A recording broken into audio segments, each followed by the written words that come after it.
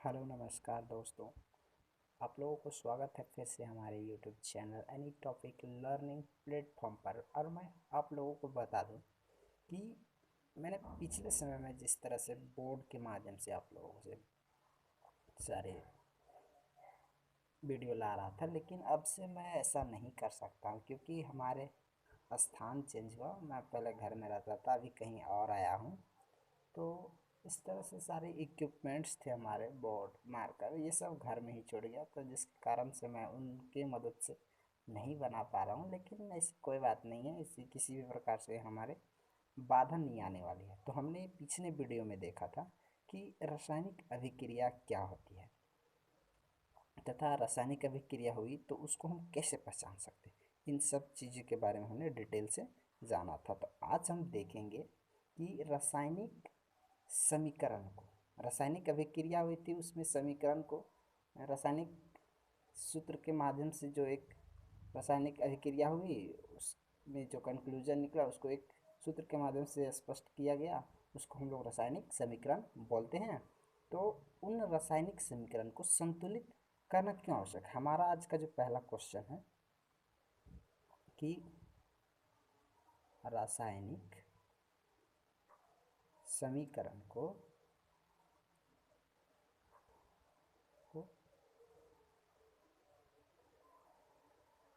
संतुलित करना क्यों आवश्यक है।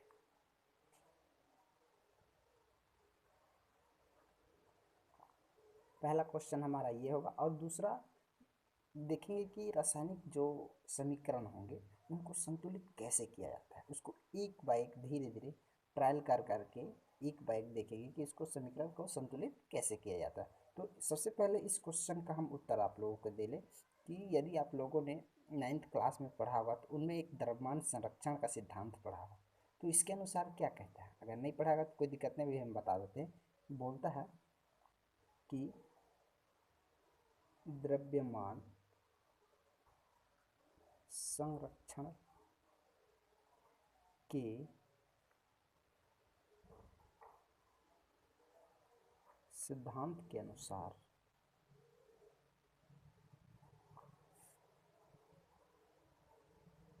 किसी भी रासायनिक अभिक्रिया में रासायनिक अभिक्रिया में भाग लेने वाले तत्वों या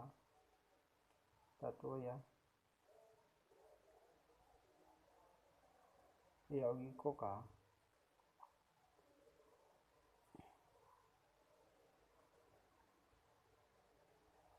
पर यौगिकों का परमाणुओं की संख्या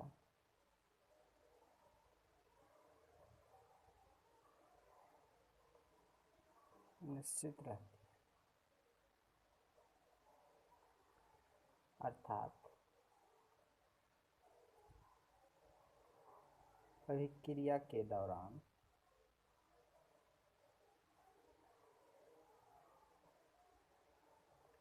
न ही इनका सृजन होता है और न ही विनाश।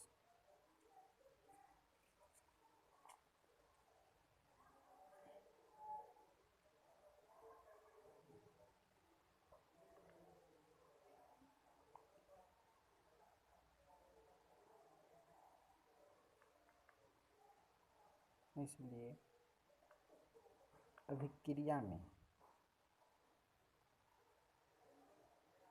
भाग लेने वाले अभिकारकों इसलिए अभिक्रिया में भाग लेने वाले अभिकारकों तथा बनने वाले बनने वाले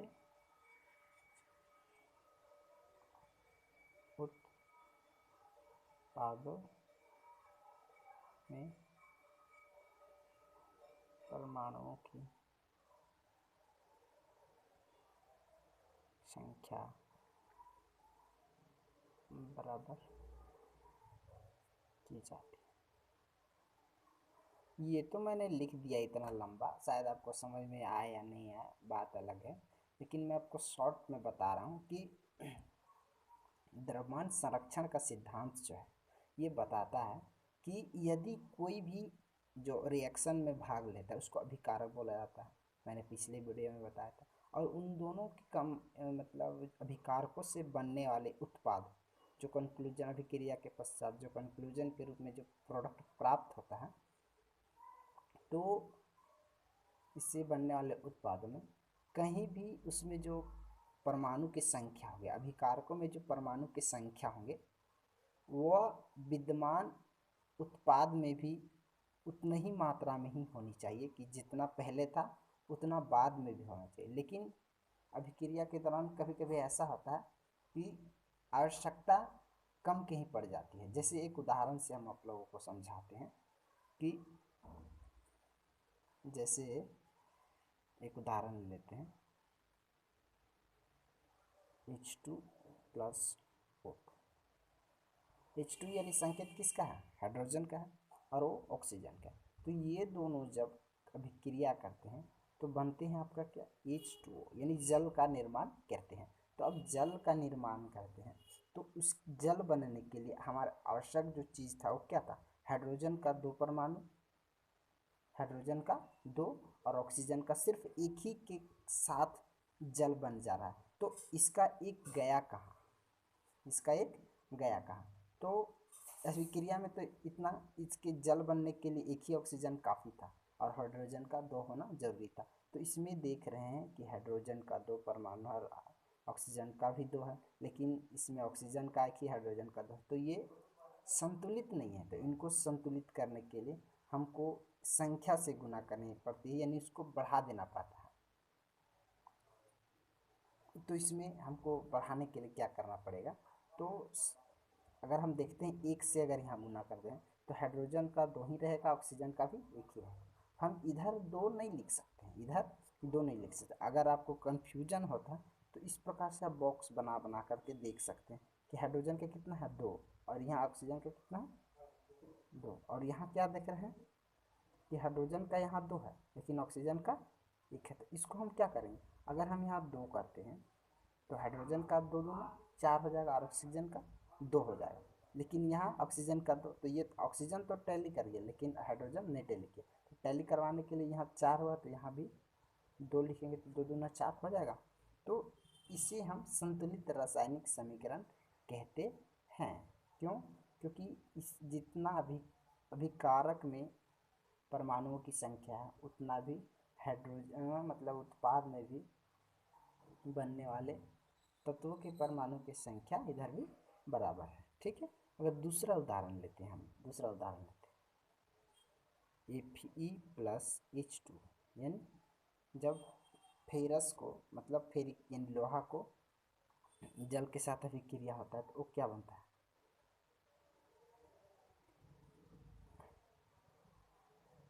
हाइड्रोजन गैस का निष्कर्षण होता है। तो यहाँ क्या देख रहे हैं? फेरस में 1 परमाणु है और जबकि उत्पाद बनने के बाद क्या हुआ कि यहाँ 3 है, ऑक्सीजन का 4 है और हाइड्रोजन का 2। यहाँ कितना? हाइड्रोजन का 2, ये तो ठीक है। ऑक्सीजन का कितना है? यहाँ 1 है और यहाँ कितना है? 4, और यहाँ इनको सबसे पहले हमको करना पड़ेगा कि किसको संतुलित करें? इसको 4 करते हैं। सबसे पहले हम ऑक्सीजन को 4 ऑक्सीजन को 4 किए, 4 ऑक्सीजन हुआ तो 4 दूना 8, हाइड्रोजन कितना हो गया? 8। याद रखना हमने 4 को जोड़ा है तो हाइड्रोजन की संख्या 8 हो गया। तो यहाँ कितना? हाइड्रोजन 2 है तो यहाँ भी 4 करना पड़ेगा, तब तो 4 दूना 8 होगा ना। ये हाइड्रोजन हाइड्रोजन, हाँ ये 8 होगा। ऑक्सीजन 4 हो गया, यहाँ ऑक्सीजन 4 हो गया। फेरस कितना? 3, तो हम यहाँ 3 लिख सकते हैं। तो इस प्रकार से कह सकते हैं कि जितना फेरस का अभिकारक में परमाणु की संख्या उतना उत्पाद में भी परमाणु की संख्या है। ऑक्सीजन 4 यहाँ है, ऑक्सीजन यहाँ भी 4 है, हाइड्रोजन 8 है, यहाँ भी हाइड्रोजन 8 है। तो इस प्रकार हम कह सकते हैं कि यह संतुलित रासायनिक समीकरण है। और हम अन्य उदाहरण के माध्यम से बताते हैं कि रासायनिक और अन्य रासायनिक समीकरण को संतुलित करते हैं। अब जैसे लेते हैं CaO। CaO क्या है? ये कली चूना बोला जाता है, यानी बुझा हुआ, मतलब बिना बुझा हुआ चूना। H2O जब बुझा हुआ, बिना बुझा हुआ चूना को जल में मिलाया जाता है तो क्या बनता है? CaOH, calcium hydroxide. तो यहाँ देखते हैं कि क्या कैल्शियम का एक परमाणु है, ऑक्सीजन का एक यहाँ है, और यहाँ एक, कितना हो गया? 2। हाइड्रोजन का 2, कैल्शियम का 1, 2, यानी करने का मतलब यहाँ 2 है, तो इसका मतलब ऑक्सीजन का भी 2 है, हाइड्रोजन का भी 2 है। तो ये संतुलित रासायनिक समीकरण, ये संतुलित रासायनिक समीकरण है, इसमें कोई दिक्कत नहीं।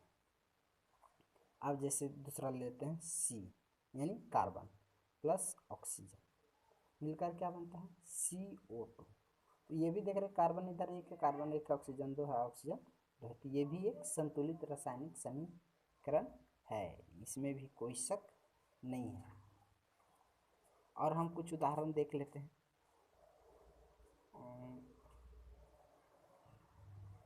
और एक दो देख लेते हैं उदाहरण। जैसे H2O, नहीं इसको हमने देखा है, इसको नहीं देखेंगे। देखते हैं CaCO3, CaO plus CO2, Ca calcium का एक, ऑक्सीजन का एक, ठीक है।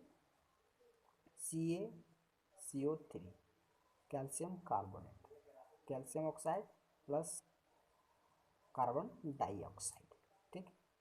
तब अब यहाँ कैल्शियम का एक है, यहाँ भी कैल्शियम का एक है, कार्बन एक है, यहाँ भी कार्बन, ऑक्सीजन 3 है, 2 यहाँ ऑक्सीजन और 1 यहाँ। तो ये भी है हमारा संतुलित रासायनिक समीकरण है। तो इस प्रकार हम देखें कि एक एक करके जब संतुलित किया जाता है, तो कहना जब प्रयास किया जाता है एक एक करके, तो क्या बनता है? ट्राई।